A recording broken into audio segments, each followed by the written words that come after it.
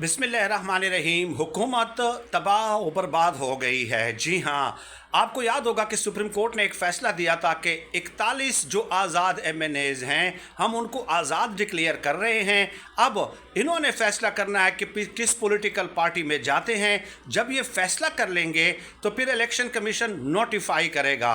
अब ये PTI के MNAs थे 41 जिसको सुप्रीम कोर्ट ने ये इख्तियार दे दिया था, ठीक है। उसके बाद हुकूमत ने आइन में कानून में तरमीम कर दी कि जी जिनका इंतखाबी निशान नहीं होगा उसको हम पॉलिटिकल पार्टी नहीं मानेंगे, यानी डंडी मारने की कोशिश की। आज सुप्रीम कोर्ट ने ये फैसला दिया है कि जो आपने कानून बनाया था वो इम्प्लीमेंट नहीं होगा, हमने जो फैसला दिया था वो इम्प्लीमेंट होगा।